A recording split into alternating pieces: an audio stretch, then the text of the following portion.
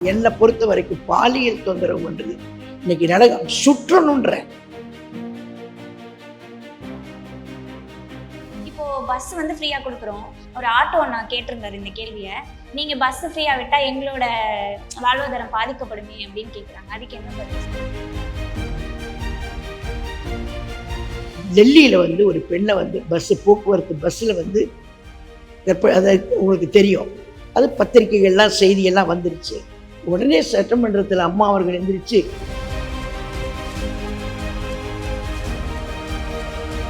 தவறுகளை சுட்டி காட்டினாங்க, தவறுகள் மேல நடவடிக்கை எடுத்தாங்க, குற்றங்களை குறைச்சாங்க. இன்னைக்கு அப்படி கிடையாது. தமிழ்நாட்டினுடைய முதலமைச்சர் மு.க. ஸ்டாலின் வந்து என்னை எல்லாரும் அப்பாவான்னு கூப்பிடுங்க, எனக்கு அதான் பெருமைன்றாரு. அப்பாவா இருக்கக்கூடிய ஒரு முதலமைச்சர் உன் பொண்ணுங்கன்னு நினைக்கக்கூடிய எத்தனை பொண்ணுங்க பாதிக்கப்பட்டிருக்காங்க, எத்தனை பொண்ணுங்க பாதிக்கப்பட்டிருக்காங்க. மரத்துல கட்டி வச்சு அந்த பையனை துடிக்க வச்சுட்டு கூட வந்த பையனை விட்டுட்டு அந்த பொண்ணை 4 பேர் 3 பேர் 5 பேர். ஏற்கனவே கடன் சுமை அதிகமா இருக்கு, விலைவாசம் அதிகமா இருக்கு. நீங்க மறுபடியும் இலவசம் கொடுக்கும்போது இன்னும் கடன் சுமை அதிகமாகுமே, எப்படி இதை டேக்கிள் பண்ணுவீங்கன்னு மக்கள் வந்து கேட்குறாங்க. இப்போ இவங்க எல்லாத்தையும் நிறுத்திட்டாங்க, நாங்க தொடரணுன்ற அளவுதான்.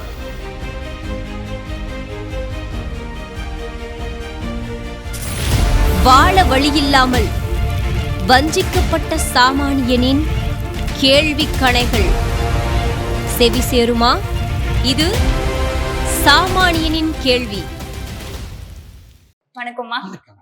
ரொம்ப சந்தோஷம் உங்களை சந்திச்சதுல. அம்மாவோட அமைச்சரவையில 2 முறை அமைச்சர் பதவியில இருந்திருக்கீங்க ஒரு பெண்ணா. அந்த அனுபவம் எப்படி இருந்தது? எந்த மாதிரி நீங்க அந்த பதவியை நிர்வகிச்சீங்க? அது பெரிய பாக்கியம். பாக்கியம்னா வரப்பிரசாதம். மிகப்பெரிய ஒரு அனுபவம் தான் அது. அது மிகப்பெரிய சொல்லி மாளாது. வந்து அம்மாவுடைய அமைச்சரவையில் முதல்ல நாங்கள் வந்து அம்மா வந்து எனக்கு ஒரு அமைச்சர் கொடுத்தாங்கன்றதுக்காக நான் வந்து உண்மையிலே அம்மாவுக்கு இன்னைக்கு எந்த காலத்திலையும் நான் நன்றி கடன்பட்டிருக்கேன். அவங்களுக்கு நினச்சி கூட பார்க்க முடியாத பதவி நான் எனக்கு அமைச்சர் பதவி கொடுத்தது. அம்மாவோட ட்ராவல் பண்ணி அம்மாவுடைய அம்மாவுடைய நடவடிக்கைகளை பார்த்து நாங்களும் அதே மாதிரி அம்மா மாதிரி பதில் கொடுக்கறதுக்கு பேசுறதுக்கெல்லாம் வந்து நாங்கள் பழகிக்கிட்டது. அம்மாவுடைய திட்டங்கள் அதெல்லாம் செயல்படுத்தக்கூடிய ஒரு வாய்ப்பு கிடைச்சது. இதெல்லாம் என்னுடைய பாக்கியமாக தான் நான் கருதுறேன். நீங்க அமைச்சர் பதவியில இருக்கும்போது பெண்கள் பாதுகாப்பு எப்படி இருந்தது, இப்ப எப்படி இருக்கு? அதாவது அம்மாவுடைய ஆட்சி காலத்துல பெண் பாதுகாப்புன்றது அது ரொம்ப சந்தோஷமா இருந்தாங்க. யாரா இருந்தாலும் பள்ளிக்கு போற பிள்ளைங்க, கல்லூரிக்கு போற பிள்ளைங்க, வேலைக்கு போற பிள்ளைங்க, வீட்டில் இருக்கிற தாய்மார்கள் எல்லாருமே ஃபுல் ஹாப்பியா இருந்தாங்க. ஏன்னா அம்மாவுடைய நலத்திட்டங்கள் ஒரு குடும்பத்துக்கு ஒன்னாவது போய் சேர்ந்திருக்கும். அம்மா காலத்துல பெண்களுக்கு பயம்ன்றது கிடையாது, அச்சம் இல்லாம போனாங்க எங்க வேணாலும். யாராவது கேட்டா கூட அம்மா ஒரு சாதாரணமா ஒரு கணவன் மனைவிக்கு பிரச்சனைன்னா கூட மனைவி கணவன் கிட்ட பேசும்போது பெண் போலீஸ் ஸ்டேஷனுக்கு போயிடுவேன், நீ நான் அடிச்சேன்னு போய் சொல்லிடுவேன். அம்மா ஆட்சி காலத்துல ஒரு கணவன் மனைவிக்கு பிரச்சனைனா கூட மனைவி காவல்துறையில போய் கணவனை புகார் பண்ணிடுவேன்னு சொல்ற அளவுக்கு தைரியம் இருந்துச்சு அப்போ பெண்களுக்கு, அந்த அளவுக்கு தைரியம். அதனால எல்லாருமே பயந்தாங்க. இந்த மாதிரி தவறுகள் செய்வதற்கு துணிஞ்சவங்க பயந்தாங்க. அப்போ வந்து பாத்தீங்கன்னா இப்ப கூட எல்லாம் குடிச்சிட்டு இருந்தாங்க எல்லாருமே. ஆனா அம்மா வந்து ஒரு கட்டுப்பாடான ஒரு நிலையில ரொம்ப காவல்துறைக்கு ஃபுல் சுதந்திரம் கொடுத்து நடவடிக்கை எடுத்து அவங்க மேல என்ன நடவடிக்கை எடுக்கணுமோ நடவடிக்கை எடுக்கணும் அப்படின்ற மாதிரி கண்டிஷனா சொல்லி காவல்துறைக்கு தனி சுதந்திரம் கொடுத்து அவங்க எல்லா நிலைகள்லையும் போய் தவறுகளை தட்டி கேட்டாங்க, தவறுகளை சுட்டி காட்டினாங்க, தவறுகள் மேல நடவடிக்கை எடுத்தாங்க, குற்றங்களை குறைச்சாங்க. இன்னைக்கு அப்படி கிடையாது. இன்னைக்கு வந்து தவறுகளுக்கு வந்து மெயின் காரணம் என்னன்னு கேட்டீங்கன்னா, முதல் காரணம் ஆண்களுடைய வக்கர புத்தி ஒண்ணு. 2வது அண்ணன் எடப்பாடியார் அவர்கள் வந்து சட்டமன்றத்துல 1 வருஷத்துக்கு முன்னாடியே சொன்னாங்க, 1.5 வருஷத்துக்கு முன்னாடி இருக்கும், தமிழ்நாட்டுல கஞ்சா புழக்கம் இருக்கு, ஸ்கூலுக்கு வெளியே கஞ்சா விற்கிறாங்க, கல்லூரிக்கு வெளியில கஞ்சா விற்கிறாங்க, அதனால இதெல்லாம் தடுக்கப்படணும், இந்த அரசாங்கம் தடுக்கணும் அப்படின்னு சட்டசபையில் ஓங்கி குரல் கொடுத்தாங்க. உடனே எந்திரிச்சு மந்திரிங்க எல்லாம் மாறி பதில் சொன்னாங்க. காவல்துறை அதிகாரி பதில் சொன்னார் அண்ணன் சட்டசபையில கேட்டதுக்கு. அப்படியெல்லாம் எதுவுமே கிடையாது, அப்படி எதுவுமே இல்லை அப்படின்னு ஒரு தடவை கேட்டனே சொன்னாங்க. அப்புறம் அங்கங்கே கொஞ்சம் கொஞ்சம் இருக்குன்னாங்க. ஆனால் இப்போ பார்த்தீங்கன்னா மொத்தமாக டன்னு கணக்கில் வந்துட்டு இருக்கு தமிழ்நாட்டில். கஞ்சா புழக்கம் இருந்த காரணத்தினால இன்னைக்கு தவறுகள் அதிகமாக போயிடுச்சு. யாரை கேளுங்க, தவறு பண்ணவனை கேட்டிங்கன்னா, நான் கஞ்சா சாப்பிட்ருந்தேன், எனக்கு போதை, அதனால தான் நான் கொலை பண்ணேன், அதனால தான் பாலியல் தொந்தரவு. இன்னைக்கு 6 வயசுலேருந்து 80 வயசு மூதாட்டி வரைக்கும் இந்த பாலியல் தொந்தரவுக்கு ஆளாக்கப்படுறாங்க. இந்த தைரியம் எப்படி வந்துச்சு? அம்மா முதலமைச்சராக இருக்கும் பொழுது டெல்லியில் ஒரு பெண்ணை போக்குவரத்து பஸ்ஸில் அதை உங்களுக்கு தெரியும், அது பத்திரிகைகள்லாம் செய்தியெல்லாம் வந்துருச்சு. உடனே சட்டமன்றத்தில் அம்மா அவர்கள் எந்திரிச்சு, நம்ம தமிழ்நாட்டில் அப்படி ஒரு சம்பவம் நடந்தால் என்னென்ன மாதிரி தண்டனைகள் கொடுக்கணும்னு அம்மாவே உட்கார்ந்து ரெடி பண்ணி சட்டசபையில் வாசித்து இன்னென்ன தண்டனைகள் வழங்கப்படணும் 13 வகையான தண்டனைகள் அம்மா எழுதியிருந்தாங்க. திமுக ஆட்சிக்கு வந்தோடனே அதை அப்படியே தூக்கி குப்பத்தொட்டில் போட்டாங்க. போட்டு எந்த தண்டனையும் இல்லை. அப்படி பாலியல் குற்றம் செய்கிறவன், கொலை செய்கிறவன் எல்லாருக்குமே துணை போகிற அரசாங்கமா போயிடுச்சு இந்த அரசாங்கம். அம்மா இருக்கும்போது நடவடிக்கை எடுப்பாங்க, யார் தப்பு செஞ்சாலும் நடவடிக்கை எடுப்பாங்க. ஆனா இன்னைக்கு எவன் பாலியல் தொந்தரவு பண்றானோ அவனுக்கு அமைச்சர் சப்போர்ட்டு. யாரு பாலியல் தொந்தரவால் பாதிக்கப்படுதோ அவங்களுக்கு சப்போர்ட் பண்ணி பேசக்கூடிய அமைச்சர்கள், அப்படி சப்போர்ட் பண்ணக்கூடிய கூட்டணி கட்சிகள் எல்லாமே இன்னைக்கு திமுக வசம் இருக்கு. அதனாலதான் இதெல்லாம் பாலியல் தொந்தரவுகள் எல்லாம், இந்த குற்றத்தை தடுக்க முடியல.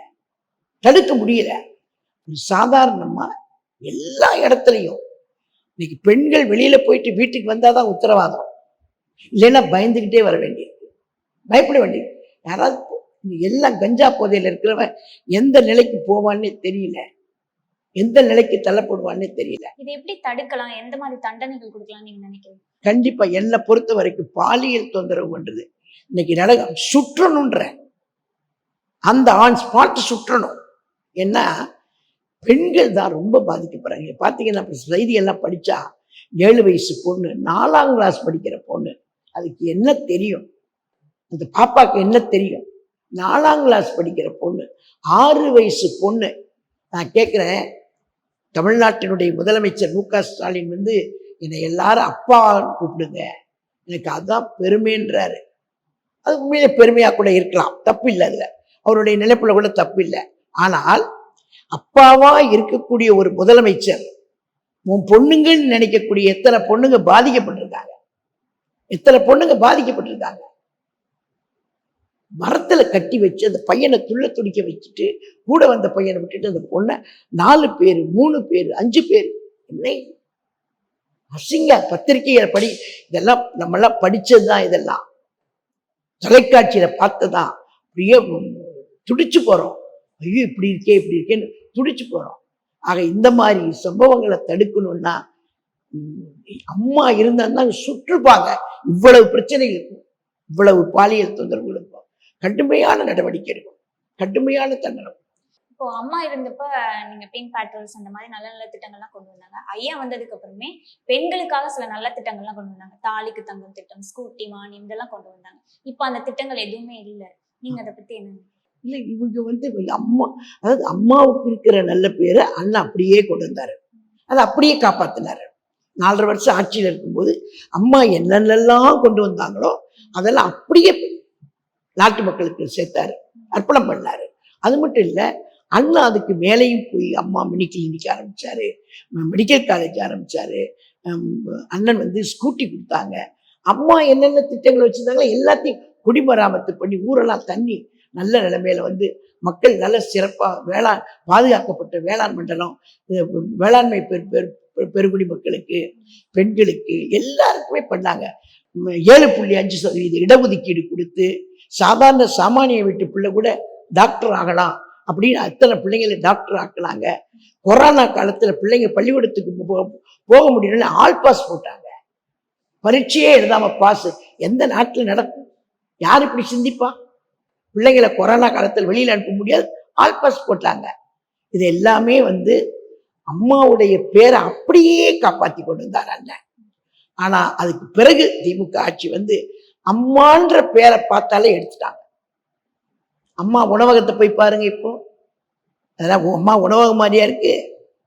எல்லாம் கூத்தடிக்கிற கும்பல் வந்து விளையாடுற இடமா இருக்குது. அது ரொம்ப மோசமான நிலையில அம்மா வந்து எவ்வளவு பெருந்தன்மையோட குறைந்த விலையில உணவு சாப்பிட்டோம், பசியாரட்டும் அப்படின்னு நினைச்சு கூலிக்கு வேலை போறவங்க, மூட்டை தூக்குறவங்க, தெருவோரத்தில் இருக்கிறவங்களாம் குறைந்த விலையில சாப்பிடணும், உங்களுக்கு வருமானம் அதிகமா இருக்கு, அது கணக்கு போட்டு கொடுத்தாங்க.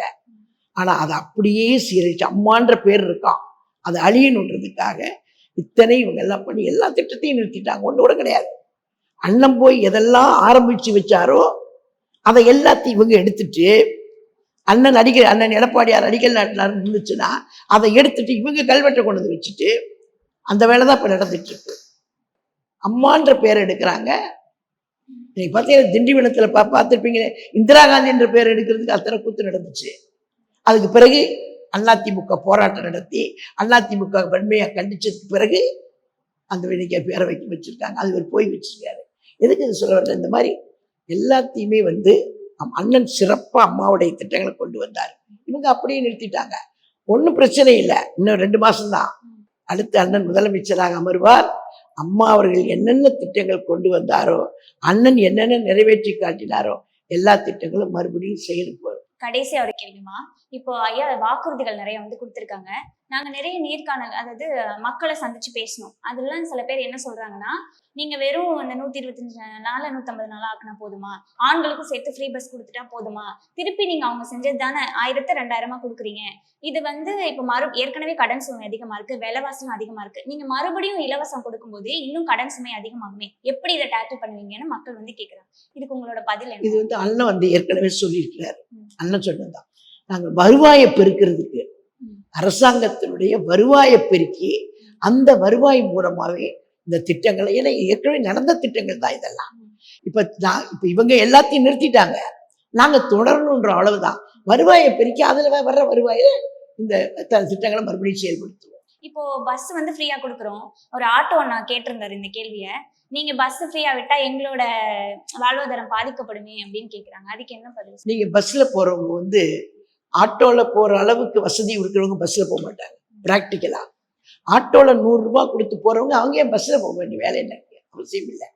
கூலி வேலை பார்க்குறவங்க, வீட்டு வேலை பார்க்குறவங்க, ரொம்ப ஒரு வறுமை கோட்டுக்கு கீழே இன்னைக்கு வேலைக்கு போனா 100 ரூபாய் கிடைக்கும்னு நினைக்கிறவங்க பஸ்ஸுக்குன்னு போக்குவரத்து கொடுத்துட்டாங்கன்னா அந்த 100 ரூபாயில பாதி காசு போயிடும்.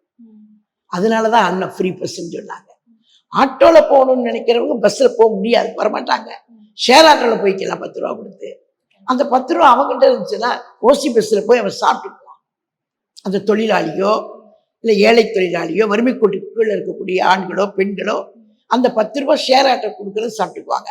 அதெல்லாம் ஷேர் ஆட்டோக்கு போகக்கூடிய கேட்டகரி பொதுமக்கள் அப்படிதான் போவாங்க. வேலைக்கு போறவங்க தனி ஆட்டோ பிடிச்சி தான் போவாங்க. அது அவங்களுடைய வசதியை பொறுத்தது. என்னோட அப்பா ஒரு கேள்வி கேட்க சொன்னாரு, எல்லாருக்கும் இடம் வாங்கி வீடு கட்டுறங்கிறது சாத்தியமான ஒரு விஷயம்? முடியும். நீங்க தாலிக்கு தங்க அம்மா கொடுக்கும்போது எல்லாரும் என்ன கேட்டாங்க, தாலிக்கு தங்கம் கொடுத்துட முடியுமா, இல்லை தங்கம் கொடுக்கறதால பெரிய முடிகிற நடக்கிற காரியமான்னு கேட்டாங்க. கொடுக்கல. லட்சக்கணக்கான பேர் கொடுத்த தங்கமா கொடுக்க போறாங்க இந்த ஆட்சி அப்படின்னு கேட்டாங்க எல்லாரும். ஆனா அதே தங்கத்தை அம்மாவும் கொடுத்தாங்க, அண்ணனும் கொடுத்தாரு. தொடர்ந்து நடந்துட்டு தான் இருந்துச்சு. அதனால இதுவும் நடக்கும் போது பார்ப்பீங்க, அன்னைக்கு நீங்க வந்து பாராட்டுவீங்க. அரசியல்ங்கிறது ஆனா பெண்ணான்னு சில டிபேட்லாம் போயிருக்கு. நீங்க ஒரு பெண்ணா அமைச்சரவையில 2 தடவை அதுவும் இருந்திருக்கீங்க. பெண்கள் வந்து அரசியலுக்கு வரணும் அப்படின்னா உங்களோட அட்வைஸ் என்னவா இருக்கும்? நீங்க பெண்ணா இருந்து எவ்வளவு சாதிச்சிருக்கீங்க? தைரியமா வரணும் பெண்கள். அதாவது எதையும் எதிர்த்து நிக்கணும், துணிஞ்சு நிக்கணும். அது எடுத்து இப்ப பெண்கள் வந்து வெளியில வர்றதுன்றது வந்து காலங்காலமா என்ன பண்ணிட்டாங்கன்னா, பிறந்த உடனேயே அப்பாவுடைய அனுசரணையில் இருக்கிறோம். அதுக்கு பிறகு அண்ணன் தம்பிங்களுடைய லேசா அனுசரணை வருது கூட பிறந்தவங்களால. அப்புறம் அதுக்கு பிறகு கல்யாணம் ஆகுது, புருஷனுடைய அனுசரணை. அப்புறம் கொஞ்சம் வயசானோடனே அப்போ மகனுடைய அனுசரணை. இப்படி ஆண்களை சார்ந்தே வாழ்ந்து பழக்கப்பட்டுட்டாங்க பெண்கள்லாம். இப்ப அந்த நிலை மாறிடுச்சு. ஐடி கம்பெனியில பெண்கள் ஆதிக்கம், அரசாங்க அலுவலகத்துல பெண்கள் ஆதிக்கம், கலெக்டர் ஆபீஸ்ல பெண்கள் ஆதிக்கம், காவல்துறையில பெண்கள் ஆதிக்கம். அம்மா காலத்துல தலைமைச் செயலாளரே பெண்கள் இருந்தாங்க, கவர்னர் பெண் இருந்தாங்க, இந்த நாட்டினுடைய ஆளுநர் பெண் இருந்தாங்க. அம்மா காலத்துலதான் பெண்கள் வந்து எப்ப எல்லா துறைகளையும் பெண்கள் தலை நிமிர்ந்து நின்னாங்க. பெண்கள்னாலே பயந்தான் எல்லாருமே. அப்படி இருந்ததுதான் அரசியல்ல இன்னும் இருக்கிறாங்க. இப்ப திமுக ஆட்சிக்கு வந்ததுக்கு பிறகு இந்த நடக்கக்கூடிய சம்பவங்கள், ஒரு பொதுக்கூட்டத்துல அங்க வந்து பாதுகாப்புக்கு நிக்குது ஒரு பொண்ணு, போலீஸ்கார பொண்ணு, சின்ன பொண்ணு. அங்க அந்த கூட்டத்தை நடத்தக்கூடிய கூட்டம் கேட்க வந்த ஒரு திமுக பப்ளிக்ல எடுப்புக்கிறாரு, மீட்டிங் நடந்துட்டு இருக்கும்போது. அப்படி இந்த சம்பவங்கள்லாம் வெளியில வரும்போது பெண்களுக்கு ஒரு பயம் இருக்கும். இயற்கையாவே பெண்களுக்கு ஒரு பயம் இருக்கும். சாதாரணமா இப்போ வீட்டில் போகும்போது வீட்டுக்காரர் சொல்லுவாரு, ஏம்மா வெளியில போறீங்கம்பாங்க. மாமியார் மாமனார் இருப்பாங்க, அவங்க ஏதாவது சொல்லுவாங்க. இந்த தடைகள் எல்லாம் மீறி வெளியில வரும்போது இப்படிப்பட்ட காட்டு மிராண்டி கூட்டம், வக்கர புத்தி படைச்ச கூட்டம், அந்த கூட்டத்துக்கிட்ட நம்ம சிக்கக்கூடாதுன்னு நினைக்கக்கூடியவங்க சில பேர் இருப்பாங்க. ஆனா அதையும் மீறி எங்களுடைய பார்வை எல்லாம் அம்மாவை பார்த்தே தான் இருக்கு. அவங்க சிங்கம் மாதிரி, அவங்க எவ்வளவு பேச்சு வாங்கிட்டு இருந்தாங்க இந்த கட்சியில, அரசியல்ல. அம்மா சிங்கம் மாதிரி. ஒவ்வொரு அரசியல் கட்சி தலைவர்களும், இங்க நிறைய தலைவர்களை படிச்சிருக்கிறோம், நிறைய கத்துட்டு இருக்கிறோம், அனுபவத்துல பாடம் கத்துட்டு இருக்கிறோம். அதனால அவங்க எல்லாருமே வரலாம், தாராளமா வரலாம். அப்படி வந்தா தானே நம்ம எதிர்த்து நிற்க முடியும். வராமலேயே நம்ம எதிர்த்து நிற்கிற பெண்கள் சாதனை அப்படின்னா, விண்வெளிக்கு போயிட்டு வந்துருச்சு சுனிதா. விண்வெளிக்கு போயிட்டு வந்த சாதனை எப்பேற்பட்ட சாதனை, அதெல்லாம் மெய்சில் இருக்க வைக்க சாதனை. கண்ணகி நகர்ல அந்த பொண்ணு இன்னைக்கு வந்து அந்த கண்ணகி நகர் பகுதியில் அந்த பொண்ணு எப்படி இவ்வளவு ட்ரைனிங் எடுத்துச்சு, இவ்வளவு தூரம் பெண் எப்படி அந்த இடத்துல உருவாச்சு அப்படின்ற கேள்விக்குறிதான், மிகப்பெரிய கேள்விக்குறி. அந்த கண்ணகி நகர்னு இருக்கக்கூடிய பகுதி வந்து சென்னை மாநகரத்தில் இருக்கக்கூடிய பல பகுதிகளை காலி செய்து கொண்டு போய் அங்கதான் பொதுமக்களை தங்க வச்சாங்க. அதுல ஒரு பொண்ணு தான் இந்த பொண்ணு. எவ்வளவு பெரிய பெருமையா இருக்கு, எப்பேற்பட்ட பெருமை. 3 ஆண்கள் அம்மா விண்வெளிக்கு போயிட்டு வர்றாங்க, இப்பேற்பட்ட விஷயம் தான். தைரியமா தானே போயிருக்காங்க, துணிச்சலா தானே போயிருக்கிறாங்க. அப்ப அவங்கள அந்த குடும்பத்தை சேர்ந்தவங்க எப்படி பாராட்டி தானே இருப்பாங்க. அந்த மாதிரி வந்து அவங்களெல்லாம் அரசியலுக்கு அனுப்பி, இல்லை இந்த மாதிரி சாதனை படைக்கிறதுக்கு அனுப்பிச்சு அவங்கள பாராட்டி உற்சாகப்படுத்தணுமே தவிர டீகிரேட் பண்ணக்கூடாது. அவங்க போனால் ஏதாவது சொல்லுவாங்க, இவங்க போனால் ஏதாவது சொல்லுவாங்க, நீ எங்கெல்லாம் போகாத, நிறைய கூட்டம் இருக்கும், ஆம்பளைங்க கூட்டம் எல்லாம் இருக்கும், போகாது அப்படின்னு சொல்லும்போது நம்ம வரும்போதே அவங்க சொன்னாங்களே, எதிர்த்து நில்லுங்க, பெண்கள் எதிர்த்து நிற்கணும், புதுமை பெண்களா இருக்கணும், அதுவும் பாரதி கண்ட புதுமை பெண்களா இருக்கணும், பெண்கள் வரணும். ஆனா முதல்ல இருந்த நிலையெல்லாம் மாறிடுச்சு. முதலெல்லாம் பார்த்தீங்கன்னா திராவிட இயக்கத்துல சத்தியவாணி முத்துன்னு ஒரு அம்மா, அவங்க தான் அரசியலுக்கு பளிச்சுன்னு வெளியில தெரிஞ்சவங்க. அதுக்கு முன்னாடி எல்லாம் இருந்திருக்கிறாங்க பெரியவங்க எல்லாம், அவங்க எல்லாம் இந்த மாதிரி அவங்க பேரளவுக்கு வரல, இருந்திருக்கிறாங்க சத்தியவாணி முத்தம்மாலாம். ஒவ்வொரு அரசியல் கட்சியிலையும் ஒருத்தர் 2 பேர் அப்படிதான் இருப்பாங்க, ஒவ்வொரு கட்சிகளையும். ஆனா இப்போ அம்மா அரசியலுக்கு வந்ததுக்கு பிறகு கிராமத்துல கூட 4 பெண்கள் கட்சியில அரசியல் இருக்காங்க. உங்க கருத்து தவறான கருத்துன்றதுக்காக சொல்றேன். இன்னைக்கு கிராமத்துல கூட ஒரு 4 பெண்கள் வந்து அரசியலுக்கு வந்திருக்கிறாங்க, ஒரு தலைவரா இருக்காங்க. 2வது சுய உதவி குழுக்களை கொண்டு வந்து பெண்களையா குழு வச்சு அவங்கள தனியா, முந்தியெல்லாம் லேடிஸ்க்கெல்லாம் பாஸ்புக் தெரியாது. ஆனா இந்த ஊரக தலைவர், ஊராட்சி தலைவர்லாம் இருக்காங்கல்ல, பெண்கள் இருக்காங்க. ஆனா நான் பார்த்த வரைக்கும் வெளியே வரும்போது ஒரு ஸ்கூலுக்கு கொடி ஏத்துறதா இருக்கட்டும், வெளியே போய் நிக்கிறதா இருக்கட்டும், ஏன்னா உள்ளூருக்குள்ள சொந்தக்காரங்க எல்லாம் இருப்பாங்க, அவங்க வந்து பொண்ணு, அவ சொல்லி என்ன நான் கேக்குறது அப்படின்னு சொந்தக்காரங்க கேட்கும்போது அவங்க ஹஸ்பண்ட் தான் வந்து நிக்கிறாங்க. அவங்க இன்னுமே வெளியே வரல, இன்னுமே அப்படிதான் இருக்குன்னு நான் நினைக்கிறேன். அது வந்து ஒரு சில இடங்கள்ல அப்படி இருக்கலாம், அது வந்து தவிர்க்க முடியாதது. ஆனா பல இடங்கள்ல நிமிர்ந்துதான் பெண்கள் உட்கார்ந்துருக்காங்க. மேயரா, சேர்மனா, எல்லாம் நிறைய இடங்கள்ல பெண்கள் வெளியில வந்துட்டாங்க, தாராளமா வந்துட்டு. அதுவே பெரிய மிகப்பெரிய ஒரு வளர்ச்சி, மிகப்பெரிய ஒரு தாக்கம், முன்னேற்றம்னு தான் சொல்லணும். ரொம்ப நன்றிமா.